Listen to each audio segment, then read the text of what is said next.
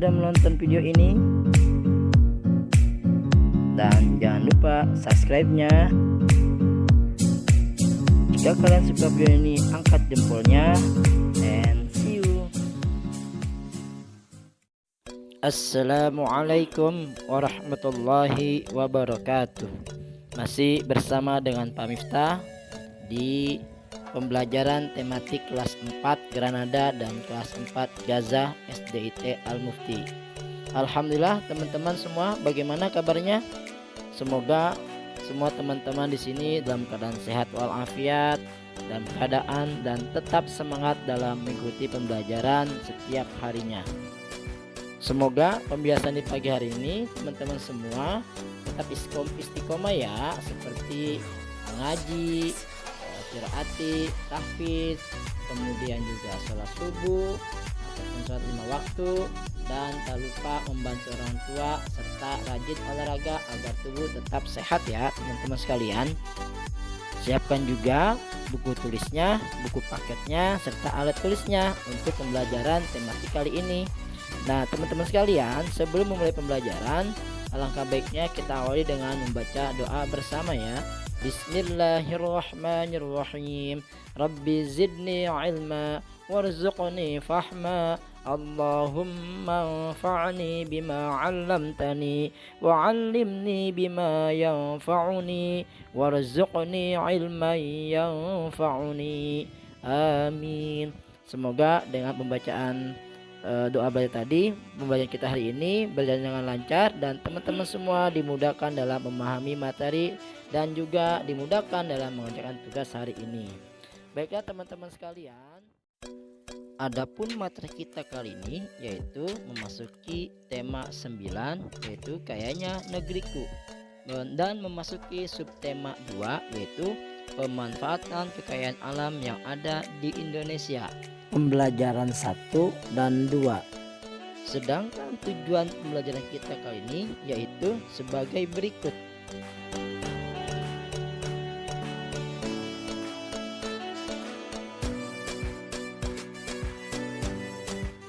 Sedangkan muatan pembelajaran kita hari ini yaitu bahasa Indonesia, IPA, IPS, PKN, dan SBDP. Sebagaimana kita ketahui bahwa energi merupakan suatu daya ataupun kekuatan yang digunakan untuk melakukan usaha ataupun proses kegiatan. Marilah teman-teman semua kita perhatikan beberapa kegiatan yang ada di rumah maupun di sekolah yang membutuhkan energi.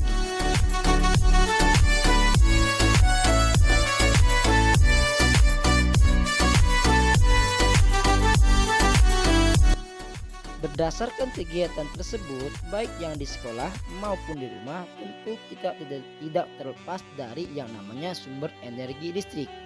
Karena saat ini listrik merupakan kebutuhan pokok ataupun kebutuhan primer setiap manusia dalam melakukan suatu pekerjaan.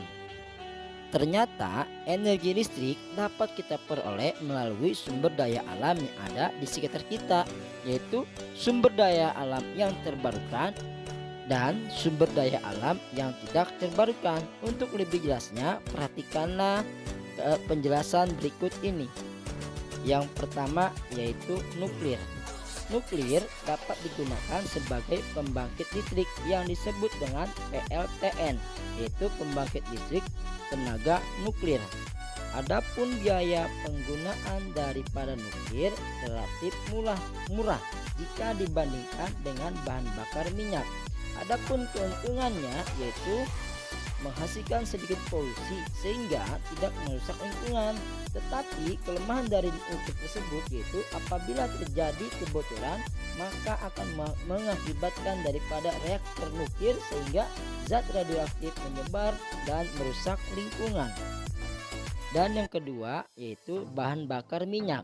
Bahan bakar minyak dapat diolah menjadi sumber energi listrik yang disebut dengan pembangkit listrik tenaga diesel, di mana PLTD menghasilkan polusi berupa asap. Hasil pembakaran bahan bakar minyak tersebut dapat menyebabkan efek rumah kaca yang dapat menaikkan suhu bumi, sehingga bahan bakar minyak juga merupakan sumber daya alam yang tidak terbarukan, sehingga manusia harus mengurangi penggunaan PLTD tersebut. Dan yang ketiga yaitu angin. Angin dapat diolah menjadi energi listrik, yaitu melalui kincir angin yang dihubungkan ke turbin, sehingga ketika angin bertiup maka kincir angin pun akan berputar sehingga dapat menghasilkan listrik melalui turbin tersebut. Semakin kencang angin bertiup maka semakin kencang pula hasil energi listrik yang diperoleh, dan sebaliknya. Sedangkan untuk memperoleh angin dalam energi listrik yaitu biasanya terdapat di pantai maupun di pegunungan. Dan yang keempat yaitu gelombang laut. Gelombang laut dapat dimanfaatkan sebagai sumber tenaga pembangkit listrik, tetapi intensitas daripada gelombang laut itu tidaklah stabil, sehingga biaya pembangunan pembangkit listrik jenis ini tergolong mahal dan juga termasuk ramah lingkungan. Dan yang kelima yaitu batu bara. Batu bara dapat dijadikan menjadi pembangkit listrik, yaitu yang disebut dengan PLTU, pembangkit listrik tenaga uap, di mana saat ini Indonesia memiliki 14 PLTU yang tersebar di Pulau Jawa, Kalimantan, dan Sumatera. Adapun pembangkit PLTU tersebut merupakan tidak ramah lingkungan karena asap dari pembakaran batu bara dapat mencemari udara. Dan yang keenam yaitu panas bumi. Panas bumi dapat digunakan untuk membangkitkan listrik yang disebut dengan PLTP, pembangkit listrik tenaga panas bumi, di mana panas dari dalam bumi digunakan untuk memanaskan air. Air yang dipanaskan berubah menjadi uap, sehingga uap tersebut dialirkan untuk memutar turbin dan menghasilkan listrik. Dan panas bumi ini biasanya terjadi yaitu di gunung berapi yang berlimpah, yaitu panas buminya. Dan yang ketujuh yaitu sinar matahari. Sinar matahari juga dapat diolah menjadi energi listrik, yaitu yang disebut dengan sel surya ataupun yang disebut dengan PLTS, pembangkit listrik tenaga surya, di mana panas bumi tersebut dialirkan melalui panel surya sehingga dapat menghasilkan energi listrik. Dan yang kedelapan yaitu pasang surut air. Gerakan pasang surut air laut memiliki energi yang dapat diubah menjadi energi listrik, tetapi gerakan pasang surut air laut hanya terjadi dalam waktu tertentu saja, sehingga tidak dapat diandalkan sebagai penghasil listrik utama. Pemasangan peralatan pembangkit listrik jenis ini juga berpotensi merusak ekosistem bawah laut. Dan yang kesembilan yaitu aliran air sungai yang disebut dengan pembangkit listrik tenaga air. Air sungai dapat diolah menjadi listrik, yaitu di mana air yang mengalir dapat memutar turbin yang dihubungkan sehingga menjadikan listrik.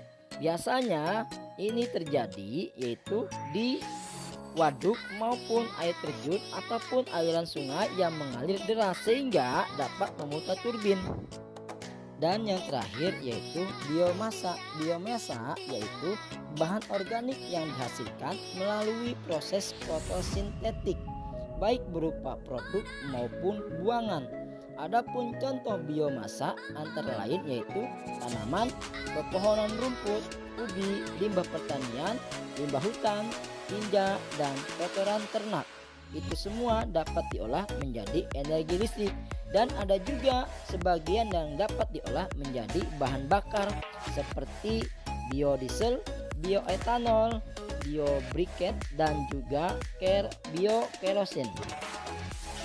Dari penjelasan tersebut dapat kita kelompokkan yang mana merupakan energi yang terbarukan dan tidak terbarukan yang dapat diolah menjadi energi listrik. Di antaranya energi yang tidak terbarukan yaitu nuklir, kemudian bahan bakar minyak, batu bara. Sedangkan energi yang terbarukan yang dapat diolah menjadi energi listrik yaitu angin, gelombang laut, panas bumi, sinar matahari, pasang surut air laut, aliran sungai, dan juga biomasa. Setelah kita mendengarkan penjelasan tentang sumber energi yang terbarukan dan tidak terbarukan, ternyata energi dapat diubah, yaitu energi yang diolah menjadi energi bentuk yang lainnya, sebagaimana tabel berikut ini.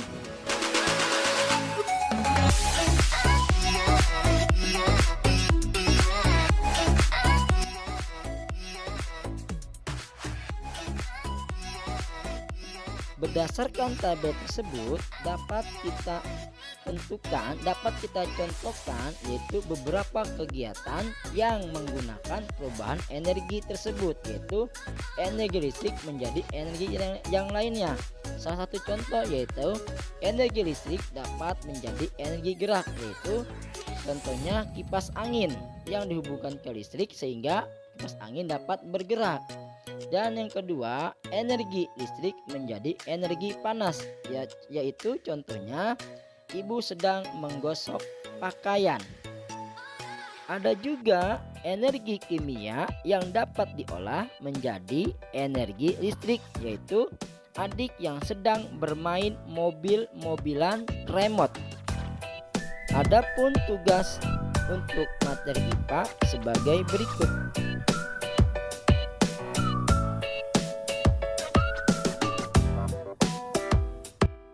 Untuk memahami jenis-jenis sumber daya alam yang ada di sekitar kita, maka sumber daya alam dapat dikelompokkan menjadi beberapa bagian. Yang pertama, sumber daya alam berdasarkan kemungkinan pemilihan. Berdasarkan kemungkinan pemilihan, sumber daya alam dapat dibedakan menjadi 3 jenis, yaitu sumber daya alam yang selalu ada, 2. Sumber daya alam yang dapat diperbaharui, dan yang ketiga, sumber daya alam yang tidak dapat diperbaharui. Untuk lebih jelasnya, perhatikan gambar berikut ini.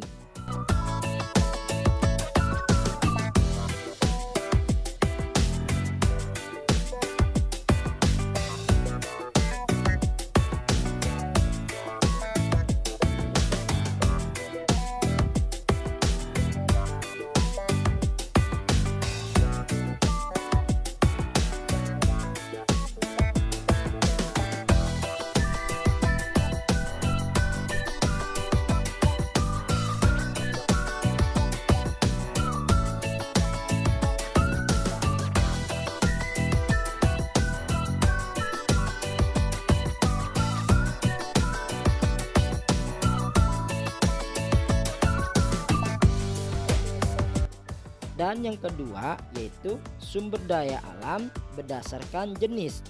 Dalam hal ini terbagi 2, yaitu sumber daya alam hayati yaitu atau biotik, dan yang kedua sumber daya alam non hayati yaitu abiotik. Untuk lebih jelasnya perhatikan gambar berikut ini.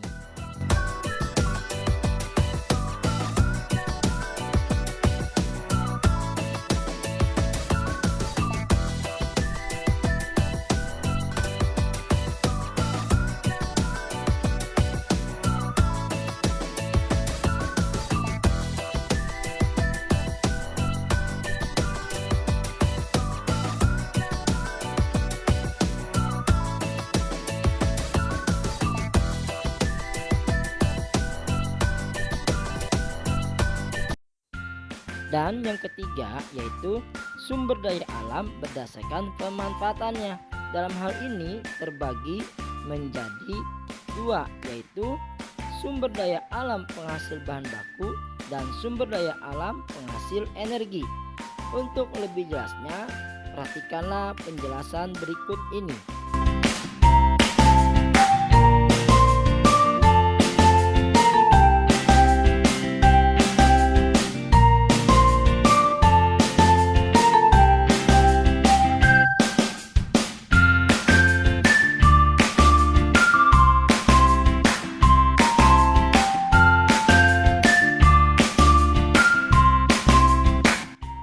Dan yang keempat keempat yaitu sumber daya alam berdasarkan nilai guna. Dalam hal ini terbagi menjadi 3, yaitu sumber daya alam ekonomis tinggi, sumber daya alam ekonomis rendah, dan yang ketiga sumber daya alam non ekonomis. Untuk lebih mengetahui lagi tentang pembagian tersebut, perhatikanlah penjelasan berikut ini.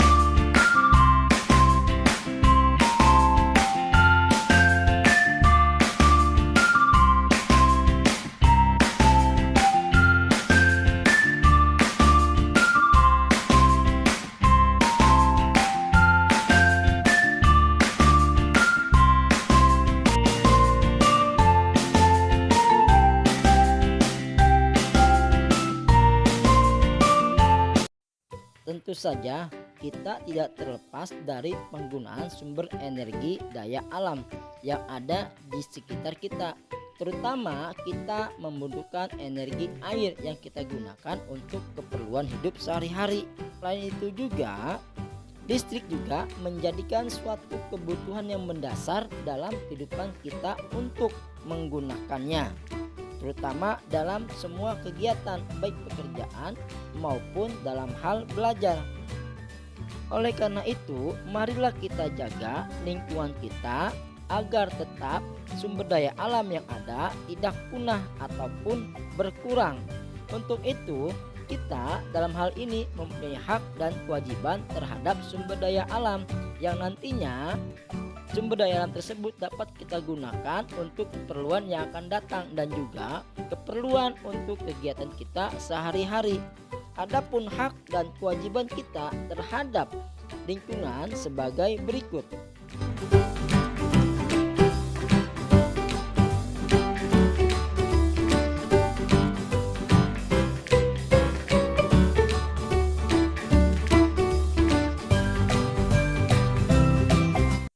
Mencintai lingkungan hidup serta turut serta melestarikannya merupakan sebuah perilaku mencintai tanah air. Melakukan berbagai kegiatan ramah lingkungan juga merupakan sikap bangga terhadap tanah air, sebagaimana lagu Tanah Airku yang diciptakan oleh Ibu Sud yang bertempo larghetto atau do sama dengan bass dengan 4/4 ketukan.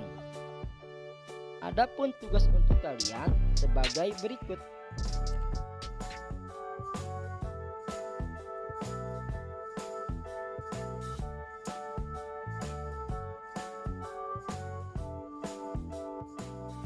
Adapun kesimpulan materi kita kali ini yaitu sumber energi dapat diolah ataupun diperoleh dari sumber daya alam yang ada di sekitar kita, dan juga energi listrik dapat diubah menjadi energi yang lain, serta kita wajib menjaga terhadap lingkungan kita agar lingkungan kita selalu bersih dan juga ramah lingkungan, sehingga kita semua dapat menikmatinya untuk masa yang akan datang.